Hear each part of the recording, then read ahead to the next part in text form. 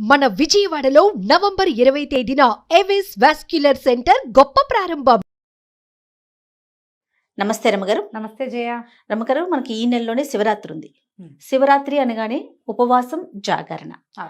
వీటికి సంబంధించి ఎన్నో అనుమానాలు ఉంటాయి. ఎలా ఉపవాసం చేయాలి, జాగరణని ఎలా మొదలుపెట్టి ఎలా పూర్తి చేయాలని, వాటి గురించి ఒక్కసారి డిస్కస్ చేద్దామండి. తప్పకుండా జయ.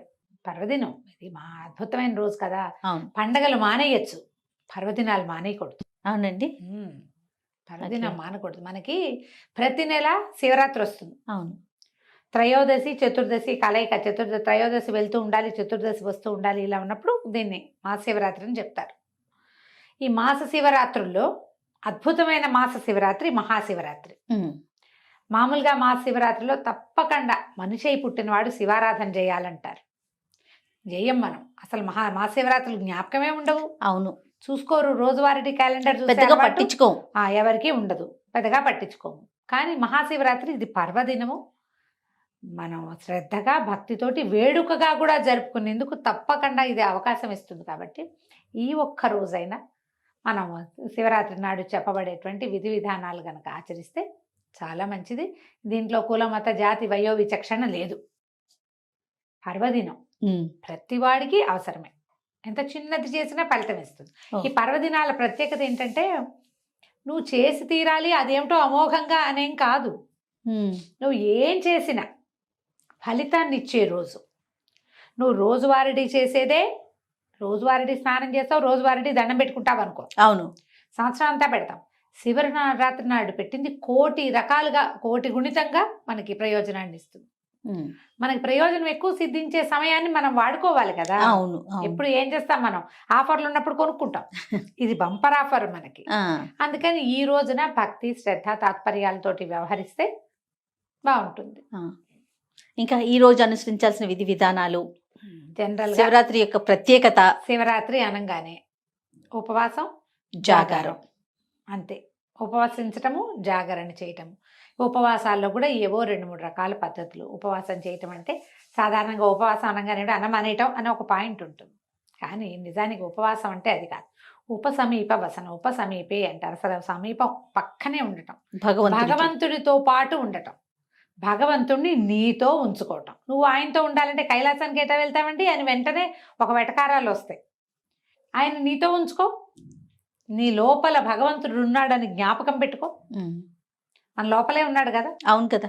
ఆ అంతర్జ్యోతిని మనం గుర్తించి, గ్రహించి, గమనింపుతోటి ఆయన్ని ప్రైజ్ చేస్తూ, ఆయనకి నచ్చే విధంగా ప్రవర్తిస్తూ ఉంటే బాగుంటుంది. అదే ఉపవాసం అంటే. ఆహారం మానేయటం అనేది చాలా చిన్న విషయం. ఉమ్, సమీప వసనం చాలా పెద్దది. అవును, మనం దానికి ప్రయారిటీ ఇవ్వకుండా దీనికి ఎక్కువ ప్రయారిటీ ఇస్తున్నామేమో. తిండి కదరా అమ్మగారు? మానేయడం, అంతే. మానేయటం అనుకుంటాం. అమ్మో ఆ. ఉపాసాలు నేను ఉండలేనండి. ఏమిటి, దేవుని తలుచుకోలేవు నువ్వు? తలుచుకోగలవు కదా. అంతేగా. ఆ మాత్రం చేయొచ్చుగా మనం. ఓం నమ శివాయ అనుకోవడం, శివ శివ అనుకోవటం. ఏదైనా పొరపాటు పడితే అయ్యో రామ రామ అన్నట్టుగా శివ శివ అను. ఆ, తలుచుకో, ఏదైనా చదువుకో, ఏదైనా విను, ఉమ్, ఏదైనా పాడుకో శ్రద్ధగా, చాలు. ఓకే. అదే ఉపవాసం. నీకు శక్తి లేదనుకో, ఆహారం తగ్గించుకోవటము, అన్నం మానేయటం నీ వల్ల కాదు. కనీసం ఇట్లా భగవద్ ధ్యానం చేసుకోండి. ఆహారం తినకుండా ఉండగలిగే వాళ్ళు రోజంతా ఉపవాసం చేస్తే మంచిది. ఒకటి, ఆహారం తినాలి, ఎంతో కొంత టాబ్లెట్లు వేసుకోవాలి, మాత్రలు వేసుకోవాలి, ఏవో ఉన్నాయి రకరకాలు. కొంచెం అల్పాహారం తీసుకోవటం. అసలు మామూలుగా అయితే టిఫిన్లు అవి చెప్పరు. ఎక్కువగా చెప్పేది ఏంటంటే పళ్ళు, కందమూలాలు చెప్తారు. ఉమ్, కందమూలాలు ఏం తింటాం మనం ఇప్పుడు? చిలకడ దుంప. మొన్న ఎవరు చెప్పారు బంగాళదుంప కూడా తినచ్చండి అని. ఉమ్, తినచ్చు. పళ్ళు, కందమూలాలు తీసుకోవచ్చు, పాలు తాగొచ్చు. మజ్జిగ సాధారణంగా చెప్పరు. ఉహు, ఇవి తీసుకోండి. ఏదో మాత్రలు వేసుకోవాల్సిన వాళ్ళు అందరికీ ఇవాళ రేపు థైరో నార్మల్ వేసుకుంటారు, బీపీ టాబ్లెట్ వేసుకోవాలి, షుగర్ Diabetic. టాబ్లెట్ వేసుకోవాలి. డయాబెటీస్కి తప్పదు కదా, అవునండి, మెయింటెనెన్స్కి. అవును. అలాంటప్పుడు ఏదైనా ఇలాంటిది ఒకటి తీసుకుని అది తీసుకోవటం. కొంచెం ఆహారం లేకుండా ఉండగలం కానీ ఏమిటో వీక్గా ఉంటుందండి అంటారు. వీక్గా ఉండేవాళ్ళు నీళ్ళల్లో కొంచెం తేనె వేసుకుని తీసుకోవచ్చు, కొబ్బరి నీళ్ళు తాగొచ్చు, ఏదైనా పళ్ళు గిళ్ళు తీసుకోవచ్చు. ఇవి తీసుకుంటూ రోజుని మనం చక్కగా ముందుకు తీసుకెళ్తాం. అక్కడి నుంచి జాగరణ. ఈ ఉపవాస నియమం కూడా అన్నం మానేటమంటే దీనికి ఎట్లా అంటే ముందు రోజు రాత్రి కూడా తినకూడదు జయ. ఆహా. ఏకాదశి కూడా అంతే కదా. అవునవును. ముందు రోజు రాత్రి కూడా అన్నం తినకూడదు. ఏదో తద్భిన్నం ఏదో తింటారు, అల్పాహారం. అది తీసుకోవటం. మా శివరాత్రి నాడు 2 పూటలు లేదు. మరుసటి రోజు ఉదయం భోజనం చేయొచ్చు. స్నానం చేసి పూజా విధానం చూసుకుని ఏదైనా దేవాలయానికి వెళ్ళదలుచుకుంటే వెళ్ళొచ్చి ఆహార స్వీకారం చేయొచ్చు. జాగరణకి ఇంకో నియమం ఉంది. జాగరణ, శివరాత్రి జాగారం అంటే ఇదివరకు చిన్నప్పుడు ఓ టికెట్ మీద 2 సినిమాలు అవి ఉంటుంది. అవును. సినిమా చూడడము, టీవీ చూడడము, టీవీలో కూడా బోల్డ్ సినిమాలు వేస్తుంటారు. ఏమిటో అది కాదేమో అని అనిపిస్తుంది జయ. కానీ ఇంకోలా చేయండి అని ఏం చెప్తాము? శివనామస్మరణ చేయండి, హరికథలు వినండి, ఎక్కడ ఏదైనా చదువుకోండి అంటే నిద్ర వస్తుంది. అవును, నిద్ర వస్తుంది. సినిమా ఉంటే ఏదో కొంచెం ఇంట్రెస్టింగ్, అది కూడా ఏదైనా భక్తి సినిమా ఉంటే కొంచెం కొంత సూక్ష్మంలో మోక్షం. అంతే అంతే. అవకాశం ఉంటే ఏదో సినిమా చూసి జాగారం చేయటం. అక్కడి నుంచి మర్నాడు సాయంకాలం దాకా నిద్రపోకూడదు.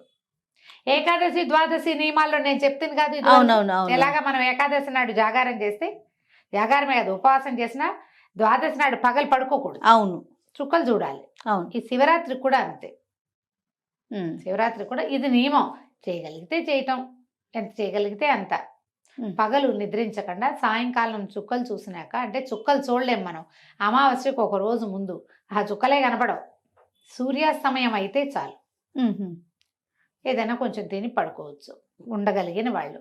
ఉండలేని వాళ్ళు రాత్రంతా జాగారం ఉన్నామని మర్నాడు పొద్దున నిద్రపోకూడదు. నిద్రపోతే ఫలితం లభించదు అసలు. మనం ఆ జాగారం చేయలేము, ఏదో కొంతమంది చేస్తాం. లింగోద్భవ కాలం వరకు చేస్తే కనీసం అర్ధరాత్రి 12:30-1 గంటకి దాకా మనం శివారాధన చేసుకుని ఎక్కడైనా దేవాలయంలో డబ్బులు కట్టాము, అక్కడేమో ఇది చేస్తారు, ఏకాదశి రుద్రాభిషేకం చేస్తారు, భస్మాభిషేకాలు చేస్తారు. అక్కడికి వెళ్ళే దర్శనం సేవ చేసుకున్నాం, ఇంటికి వచ్చి శివ నా వల్ల ఇంతే అవుతుందని దండం పెట్టుకుని నిద్రపోవచ్చు. అదే రోజు 12:30 తర్వాత. మీకు మీకు ఓపిక లేదు, ఉండలేరు, మర్నాడు ఆఫీసులు ఉన్నాయి, అవకాశం లేదు, శక్తి చాలదు, నేను మెలకుగా ఉంటే మర్నాడు బీపీ పెరిగిపోతుంది జయ నాకు. అవునండి, బీపీ పెరుగుతుంది, బీపీలో తేడా వచ్చేస్తుంది, తల తిరగటం మొదలు పెడుతుంది. సో అంతవరకు ఉండలేరు మీరు. నేను ఉండలేని వాళ్ళు ఇది మార్గం. ఉండగలిగే వాళ్ళు మీ అవకాశాలను బట్టి ఉండటం. ఇట్లా శివరాత్రి విధి విధానాలు ఇవి. ఆ రోజు పడుకోవచ్చారమ్మ గారు? ఏ రోజు? శివరాత్రి రోజు. ఆ రోజు కూడా అసలు పడుకోకూడదు కదా? శివరాత్రి నాడు పడుకోంగా. అదే పగలు పడుకోకూడదు. పగలు లేదు, ఏ పర్వదినాల్లోనూ పగళ్ళు నిద్ర మంచిది కాదు. ఎట్లా చేయగలిగితే ఎట్లా. దీంతో పాటుగా ఈ రోజున పోట్లాటలు, యుద్ధాలు, గొడవలు, తగాదాల్లోకి దిగద్దు. ఇతరులని దూషించకండి. ఏదైనా ఒక ప్రోగ్రాం వస్తే అర్జెంట్ది నెక్స్ట్ డేకి వాయిదా వేయండి దాన్ని. పర్వదినాన ప్రతి వాడు, ప్రతి ప్రాణి శివమయమేనని గ్రహించండి.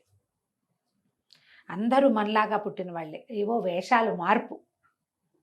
ప్రతి వాళ్ళలోనూ నాలో ఉన్నట్టే శివుడు ఉన్నాడు అని శివుణ్ణి గుర్తించే ప్రయత్నమే చేయాలి. అది చేస్తే చాలు. మళ్ళీ ఇది పర్వదినం కదా, ఉపవాసం చేయకపోతే, జాగారం చేయకపోతే కొంప మునిగిపోతుందని భయపడద్దు, బాధపడద్దు.